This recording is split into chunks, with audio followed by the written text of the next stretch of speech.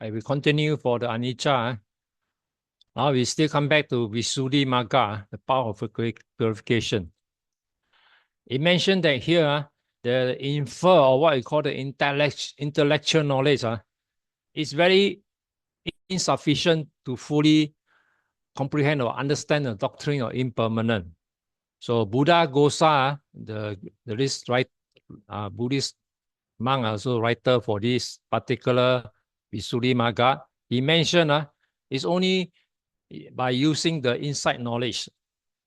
I mean, the sort of observing your wisdom, the wisdom of understanding of changes. So he mentioned the contemplation of impermanent. In this particular Visuddhimagga, he mentioned the first of the 18 kind of insight. If you want to know the 18 kind, please go to the Visuddhimagga and dig it out. There are 18 sight down there, 18 kind of sight.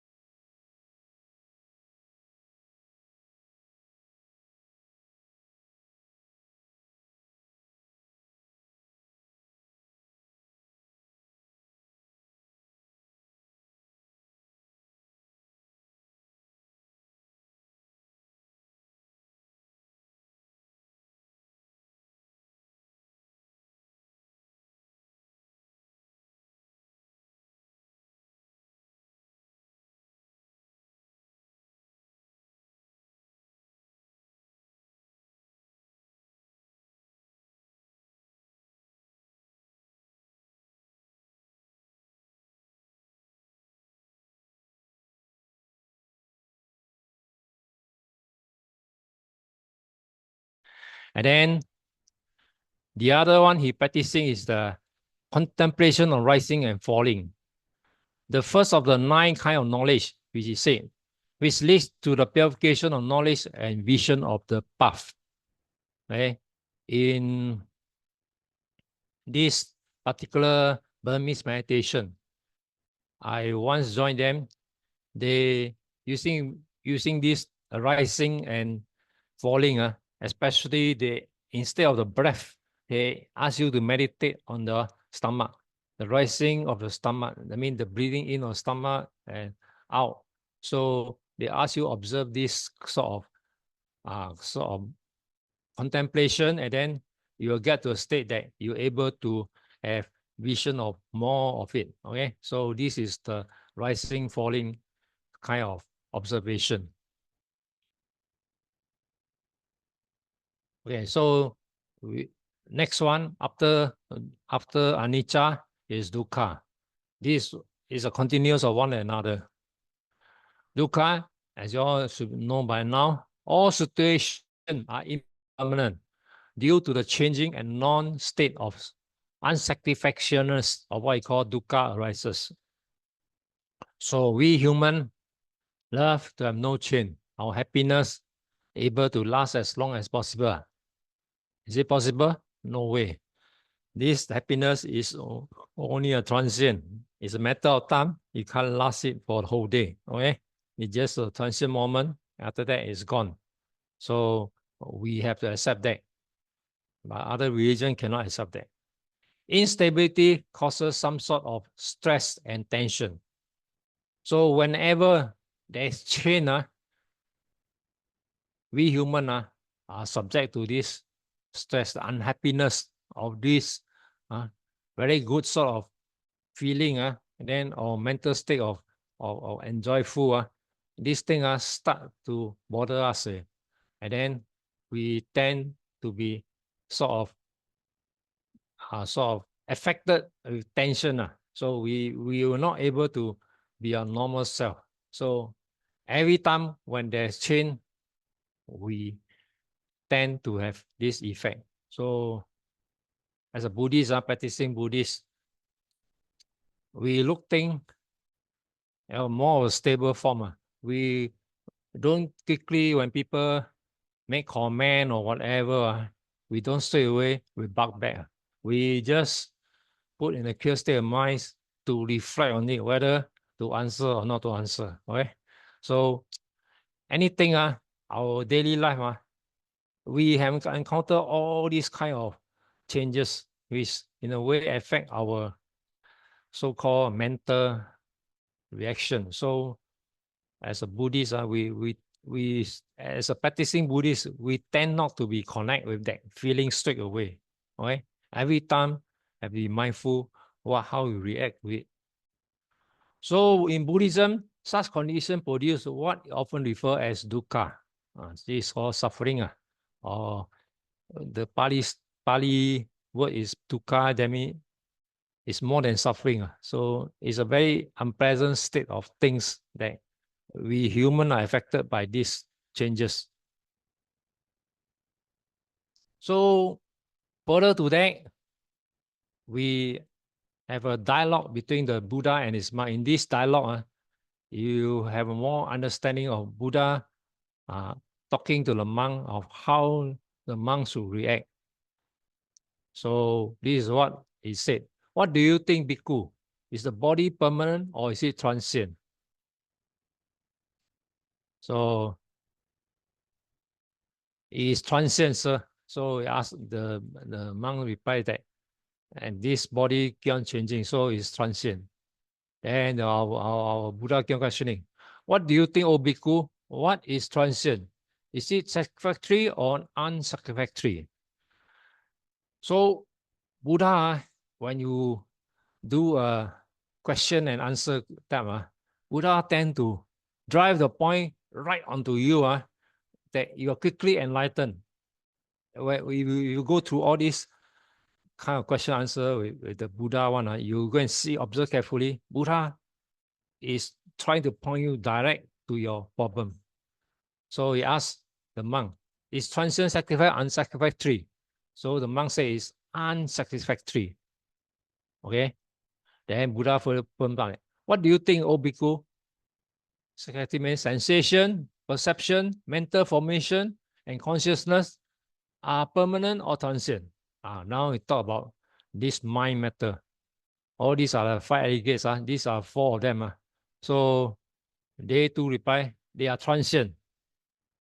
Then what do you think, O Bhikkhu? What is transient? Is it satisfactory or unsatisfactory? And monk, of course, reply is unsatisfactory. So these are Buddha talking towards a monk and able to pinpoint direct. So if you have a kind of way of speaking to direct people to right to the point, you are a good speaker, right? I've been able to find a few of these good speakers. They're able to direct audience right to, but that is for marketing one, for sales talk, right? If those salespeople they have this kind of talent, they have very high convincing sales.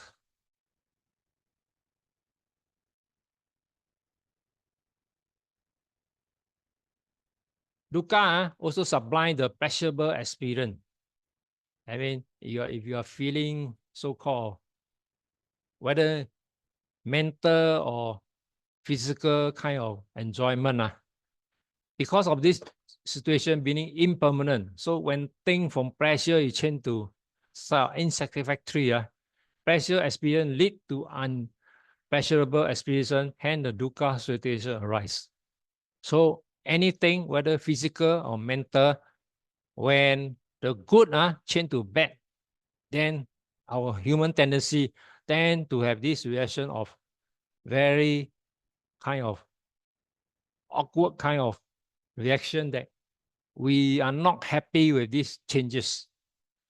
So Buddhism regards dukkha as one of the 3 sensation feeling that is make up of the being. Buddha explained that human is of this sort of nature, okay?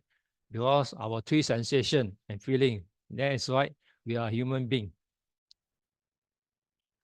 So the other 2 are pleasurable, sukha feeling or sensation, neutral, dukkha, neutral feeling or sensation.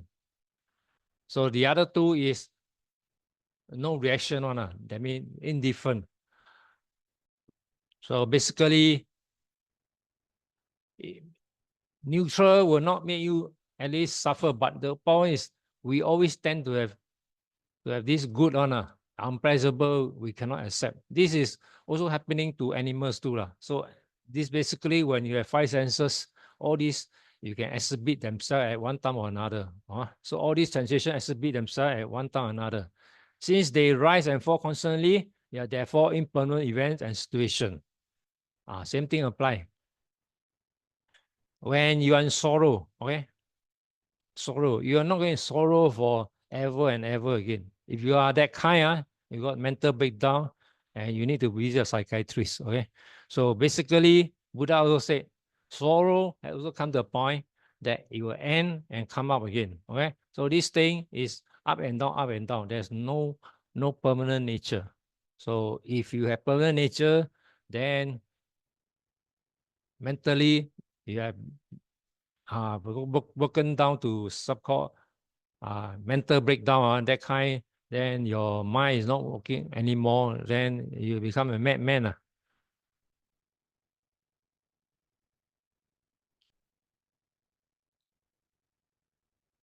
So every living organism struggles to feed and keep itself alive. If you observe animals, especially animals, birds, good example is birds. When you see the bird, you constantly watch at them, they are struggling every day to feed themselves. So with feeding, then they're able to keep themselves alive. So basically, every living being applies to human too. We need to eat in order to live. So organic and inanimate objects undergo constant stress and strain according to the numerous laws of physics and chemistry. That's why science and is very close to Buddhism, because when you use the physics and chemistry to apply it, we find that almost are identical to the science. Dukkha manifests itself in all and every aspect of existence. So you like it or don't like it, you can never say you can escape from dukkha. Every moment it will affect you. So it's a natural phenomenon that simply cannot be set aside as desire. So basically, especially other religion promise that you'll be happy and thereafter. There's no such thing. Even other religion, when they fail, they always say it's a test of God. Okay, and whenever change, this is a grace of God. Okay, you can find it in every other religion. Test of God, grace of God.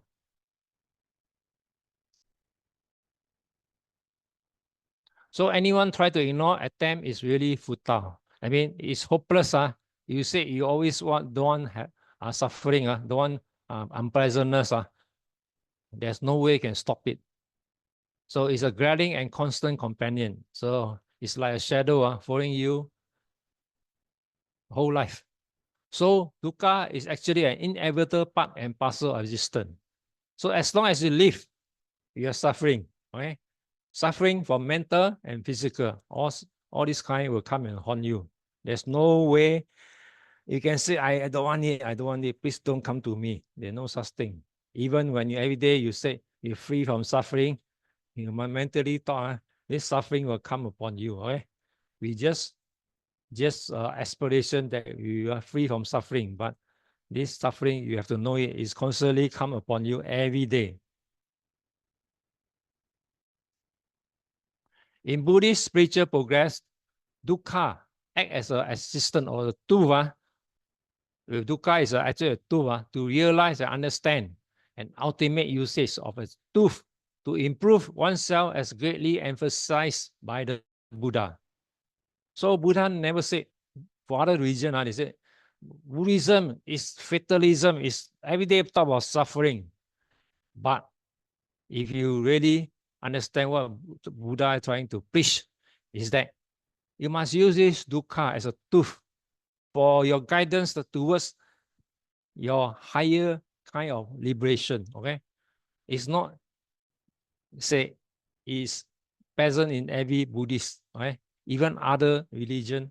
As long as they're human, you follow the same cycle. There's no way you can promise you a promised land or no suffering. If there are no satisfaction to be found in the world, beings would not attach to the world. So if there are no misery to the world found in the world, beings will not be repelled by the world. is what in Agung Nitaraya said. If there are no escape from the world, being could not escape their form. So basically, it tell you satisfaction, then talk about attachment and misery. So any way to escape, there's no way to escape. As long as we are in this world, we are subject to all this.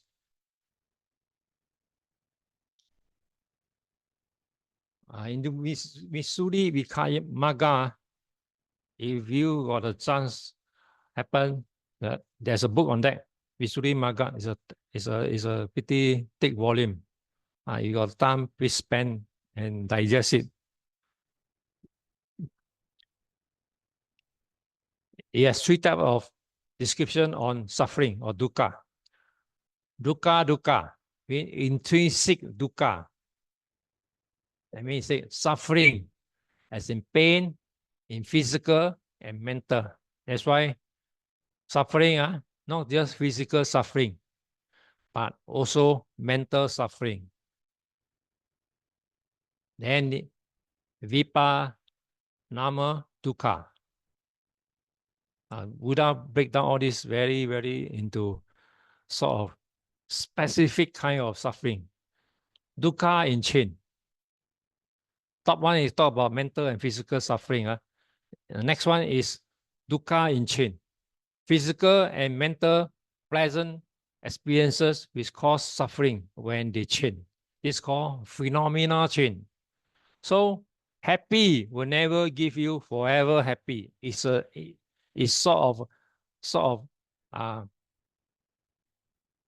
transitory or a few moment of enjoyment. Then you change it to bad or neutral feeling. So this thing, you can never for forever in this state of mind that, or in state of sensation that you will be permanently stay at a state without changing. So Buddha talk about anything that happen, there's a chain. So dukkha in chain. Then next one he broken down is the sankhara dukkha. Dukkha due to disposition. Okay, this is another kind of chain. Okay, this chain is when you, after having this pleasant and unpleasant, all this, then we have this kind of inherent, that means it's a built-in down there. You cannot escape from it. Suffering inherent in the remaining disposition, which are subject to rise and fall. That means whether you like or don't like or wish to control or whatever, this chain will always have a up and a down. Okay, you like and never, you cannot control it. It's a mother nature. You're happy, you will go downwards, and then this thing keep on rising like a hilltop, up and down, up and down. Okay, so Buddha described this as a sankhara dukkha, which you can't prevent it. You cannot stop it from happening because this sort of thing will happen. It's a sort of mother nature. So actually, these three, if you look carefully, is interrelated. It's one after another. So first one talking about mental and physical. Second one is when things start to change, phenomenal change from happy to unhappy. This is the phenomenal change. And third one is the inherent change. That means the thing is inside. You like or don't like, no control, because after happiness, it will fall. Okay, so these are mentioned in the 3 Visuddhimagga. You also take note when you attempt question on dukkha, you must be able to elaborate on all on this. So we come to the final one. Ananta. In English word or in those conventional words, these are the closest that can be related to anatta. But our anatta in Pali has a wide spectrum of explanation. So the English word, they can call it not self or non-self or non-ego, egolessness, soullessness, that no I. So these are the closest we can get to describe the word anatta. So the doctrine teaches that neither within the bodily and mental phenomena of existence, that means inside the body or in the mind, nor outside of them, nor out of them, can be found anything that in the ultimate sense will be regarded as a self-existing. That means when you discover in your mental and also your body, there's no such thing as a self-existing real ego, soul, or any other abiding substances. That's why Buddha say about Nama and Rupa, mind and matter. Okay, so if we pick out two of these things, Nama and Rupa, can you find anything inside? So other religion is about talking about soul. They must talk about soul because they can't use this become Buddhism. So they talk about soul. Soul is the soul thing that exists in the body. So any human or animal, there's a soul down there. Okay.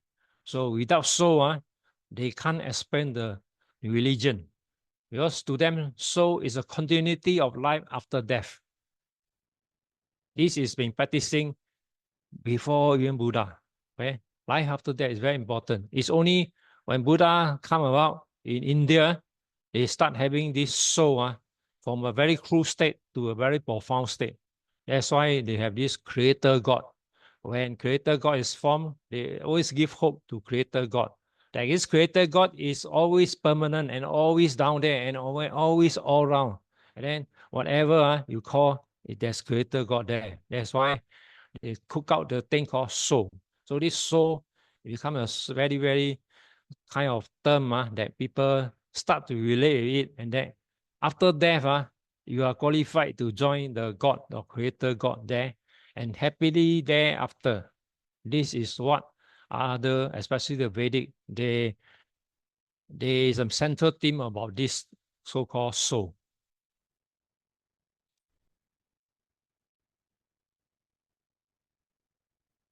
So in a Buddhist, there's no such thing as permanent. So even we talk about our consciousness. So the moment the Chuti consciousness cut off the physical body, straight away you change to rebirth consciousness and then seek for next rebirth. If you study Mahayana, I don't offend them, but they have the consideration unable to say, even though they said this 4 core teaching, there's no soul, but they still import the idea of soul inside, which I find it very bad. You teaching Buddhism, you still, the Chinese call 灵魂. They always use the word 灵魂.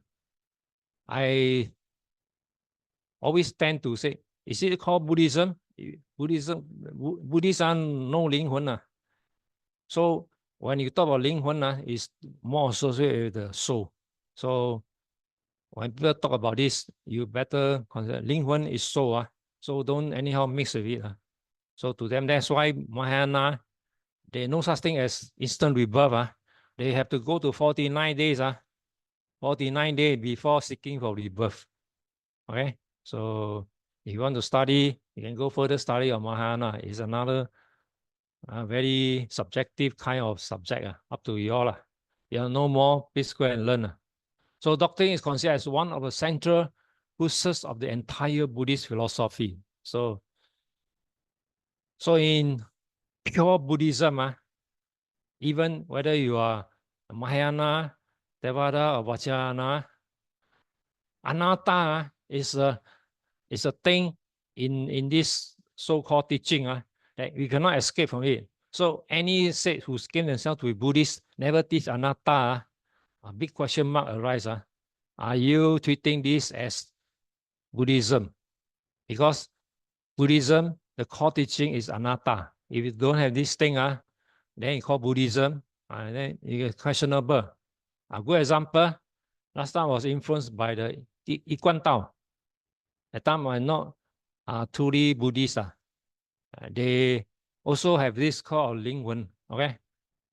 Then they talk about all this, which is nothing related to Buddhism. So there's a cult in the name of Buddhism. So you all have to be, now you are qualified Buddhist, you should be able to differentiate what is Buddhism and cult Buddhism. So it's a very important doctrine, stand alone, and it's unique in the sense that it's not found in other religious philosophy during the time of Buddha. So that's why our is very unique. You can study all the other religion. Only one are no soul, Buddhism. When Buddhism has soul, you better question, is it right Buddhism? Okay.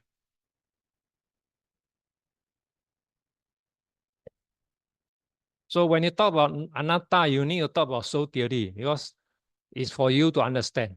Okay. This is happening in India. So as I teach on this subject on Indian thought, I can give you a better view on this.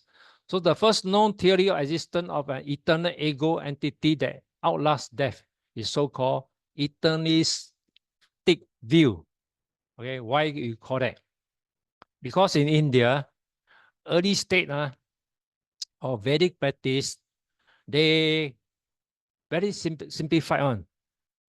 They perform rites and rituals. So early Vedic, when the particular person, the father or the grandfather pass away, especially the son and father are very important. So they believe that upon death, by doing this ritualistic thing, the soul of the father will join the God's hand in the heavenly world. But often and now and then, you have to perform this ritualistic thing. You must do it. It's a compulsory. Why that? Why so? Because when you do this right and rituals, it's like giving money or giving offering to this God. So the God we see offering will let this past relative to stay at the heavenly world with this kind of what I call merits, the burning of what sacrifice, whatever they done. So this merits is qualified for him to stay in that existence to stay there with God. So every now and then you perform this ritualistic thing so that the father can stay down there for a period of time.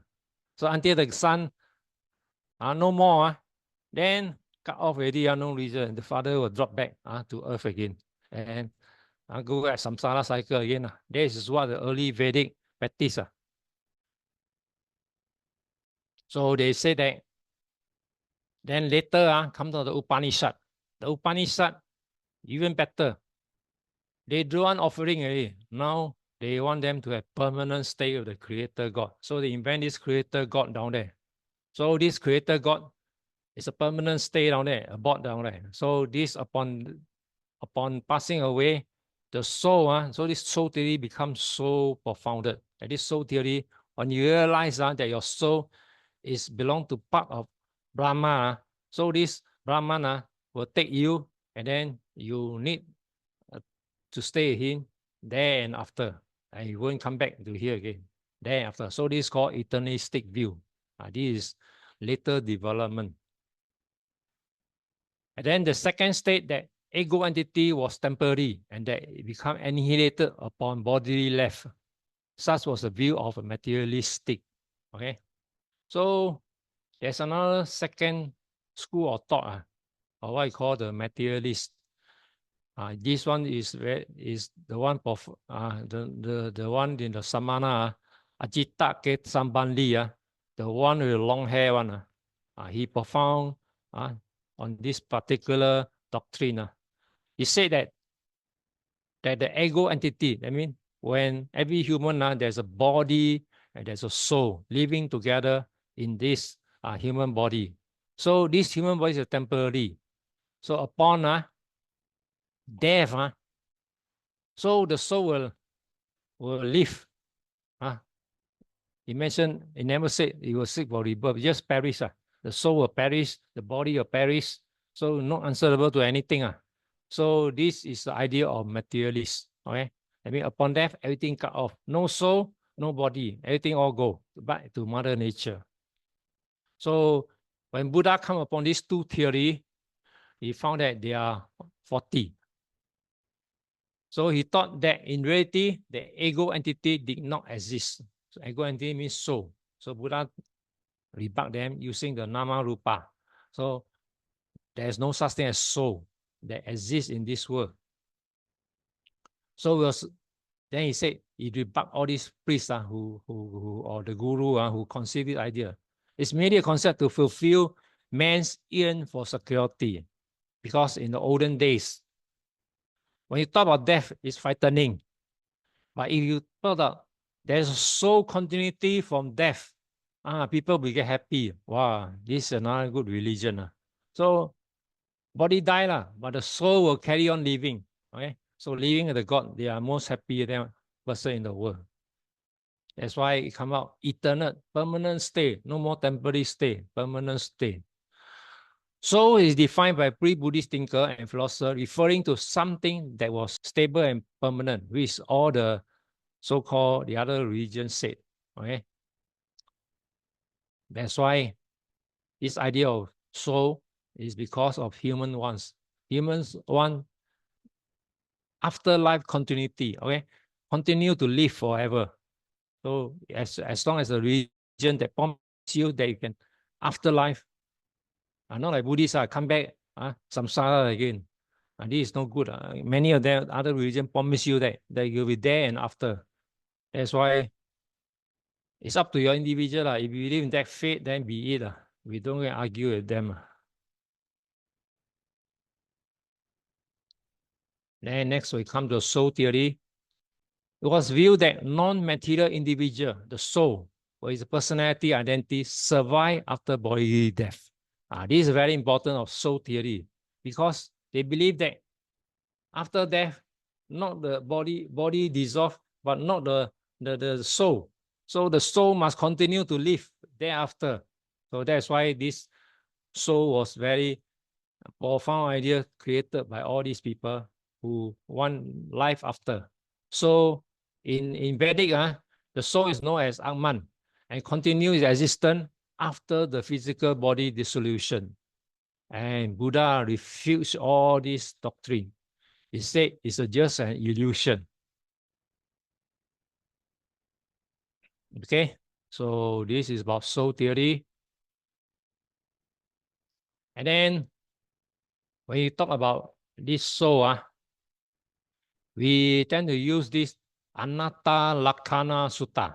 I think you all may have heard it somewhere. This is a common sutta. For your writing about anatta, better use this as a supporting tool for you, so you can explain it clearer.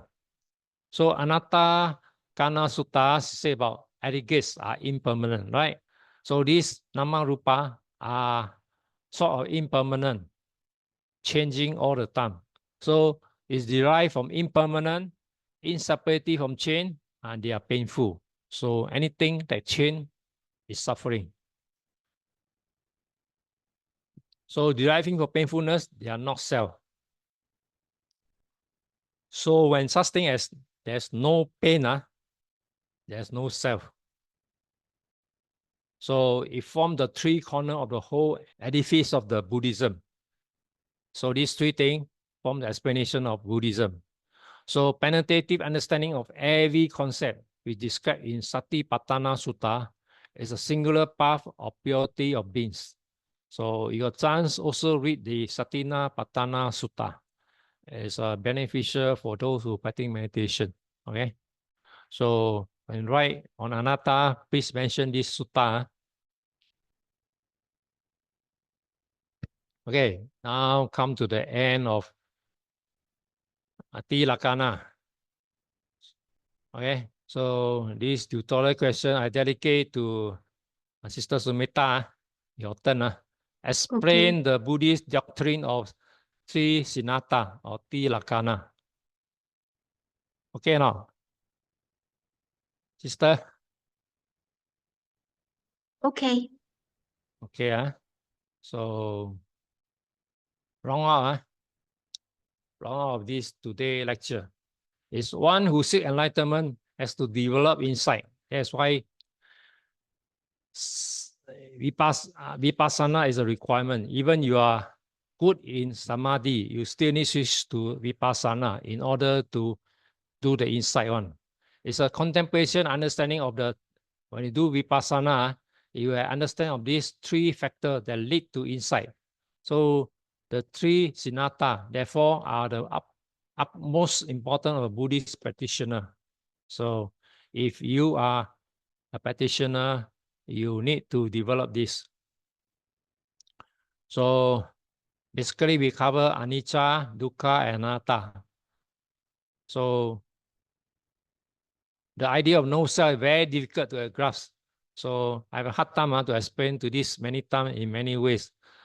So student, I hope you all have an idea of it. And the definition of dukkha must be based on the words used by Buddha in the first discourse. One must be careful in adding new words. And you all need to go back and read your YMBA textbook slowly and absorb the meaning, a good understanding. Okay, with this, we end this lecture 4. So pass it to our sister to do her presentation. Okay.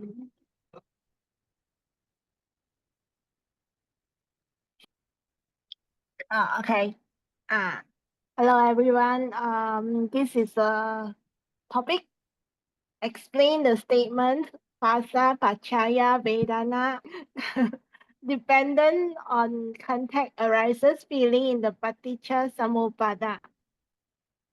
Okay, so dependent origination, Paticca Samuppada is a Buddhist doctrine that embodies Buddha's explanation of the causation and continuity of all physical and mental phenomena. It predicts that all phenomena of human existence are causally and conditionally generated and identifies the effectors that form the links in the cause-effect chain that forms an uninterrupted flux. Dependent origination mentions the conditioning factor and the condition factor. A, conditioning factor conditions B, condition factor, and B as a conditioning factor, condition C, condition factor, and so on. In the forward manner, anuloma, when A arises, B arises.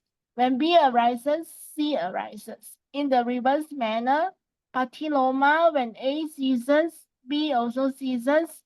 When B ceases, C also ceases. There are 12 links in the dependent origination in the forward manner. 2 links involving Vedana are Phassa Paccaya Vedana, when contact arises, feeling arises. Vedana Paccaya Tanha, when feeling arises, craving arises. In the reverse manner, 2 links involving Vedana are Phassa Nirodha Vedana Nirodho, when contact ceases, feeling ceases. Vedana Nirodha Tanha Nirodho, when feeling ceases, craving ceases. Phassa Paccaya Vedana. Phassa, contact Paccaya Vedana, feeling means when there is contact, feeling arises. Contact is a coming together of the sense base, the object, and the consciousness associated with the sense base. When contact arises, feeling arises simultaneously as conditioned by the same contact. However, in time sequence, feeling is looked upon as happening after contact. Feeling is sixfold. Chakku Samphasaja Vedana, feeling arisen with the contact of the eye and the visible form. Sota Samphasaja Vedana, feeling arisen with the contact of the ear and the sound. Gana Samphasaja Vedana, feeling arisen with the contact of the nose and the smell. Jiva Samphasaja Vedana, feeling arisen with the contact of the tongue and the taste. Kaya Samphasaja Vedana, feeling arisen with the contact of the body and the tangibles. Mano Samphasaja Vedana, feeling arisen with the contact of mind base and the mental objects, dhammas. Feeling invariably has an affective quality which may be pleasant, sukha, painful, dukkha, neutral, upekkha, according to affection generated by the object. Feeling can also be classified into 5 types: Kayika, Sukha, Vedana, bodily agreeable feeling; Kayika, Dukkha, Vedana, bodily disagreeable feeling; Cetasika, Sukha, Vedana, mentally agreeable feeling; Cetasika, Dukkha, Vedana, mentally disagreeable feeling; Adukkha, Sukha, Vedana, indifferent or neutral feeling. Vedana Pachaya Tanha, because that feeling as condition, craving arises. If one experiences a pleasant feeling, one relishes that pleasant feeling and desires the object as it arises a pleasant feeling, so Tanha arises. When one has a painful feeling which one does not like, there is craving to be free from the pain and one longs for a pleasurable feeling to replace it. Thus, Tanha is conditioned by painful feeling. Neutral feeling has a peaceful nature and it is an object of craving. Hence, irrespective of pleasant, painful, or neutral feeling, craving arises. Liberation of samsara is through cutting the link between feeling and craving. When one understands the feeling can result in craving, attachment, and at times ultimately suffering, one sees the danger of being attached to the feeling. One sees the danger of being attached to the pleasant, agreeable things in the world. One practices renunciation and letting go all the pleasurable things in the world, which keeps us hooked to the samsara. The benefit of wisdom is to see things in its true nature, that is, all phenomena are due to cause and condition. They are impermanent, suffering, and not self.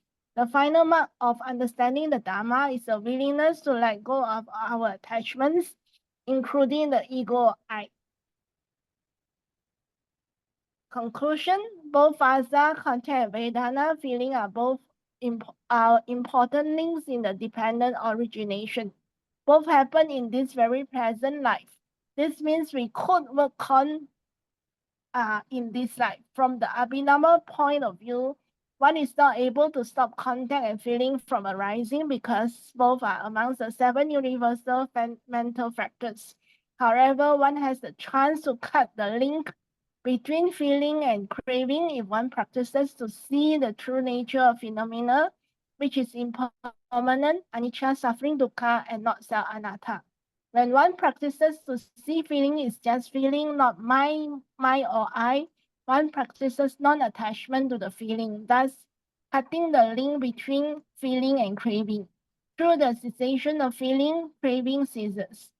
Through the cessation of craving, further links of clinging, becoming, birth, aging, and so on, the whole lot of our sufferings will cease and one is liberated from samsara. Thus, this is very important to comprehend dependent origination, especially Vasa Pachaya Vedana and Vedana Pachaya Tanha.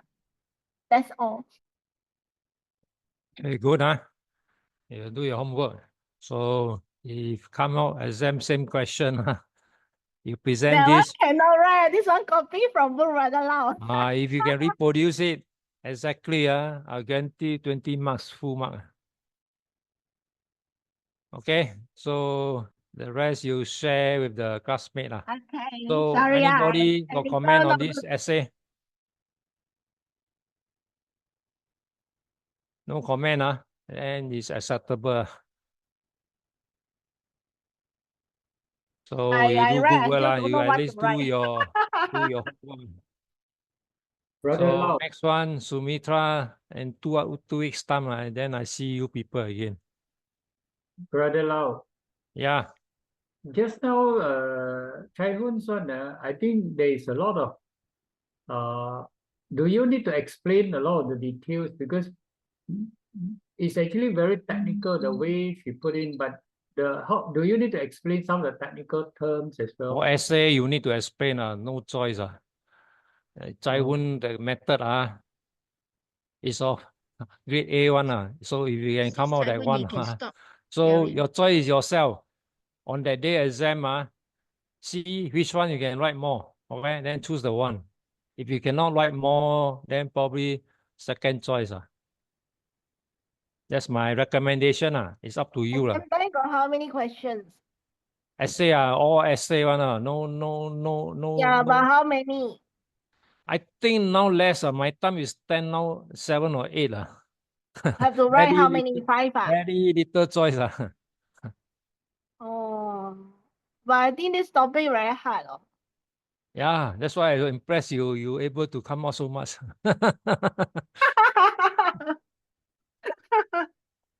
This is the A Because grade don't know question. what to write.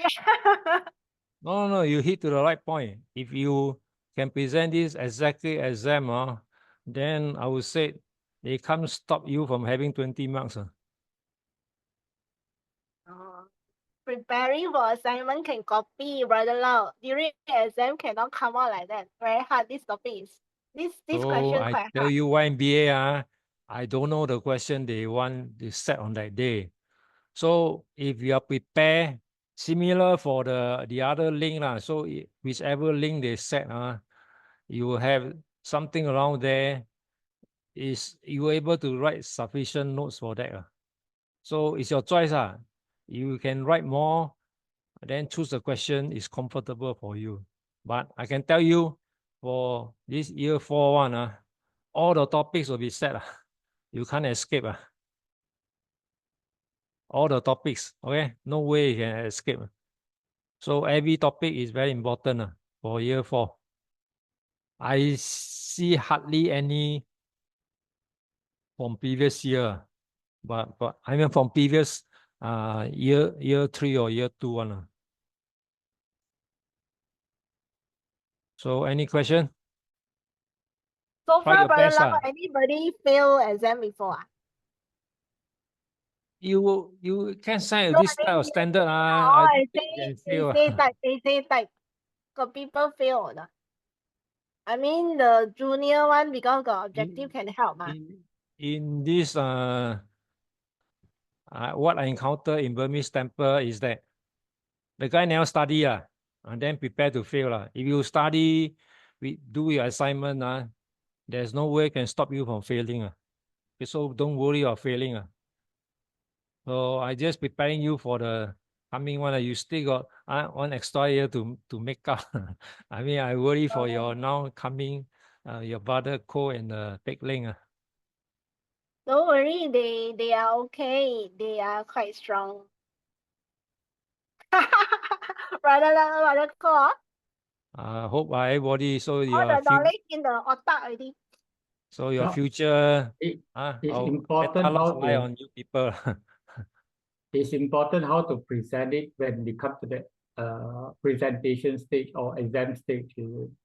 So you may have the information, but how to put it into essay, that the examiner wants, that is something which is a challenge also.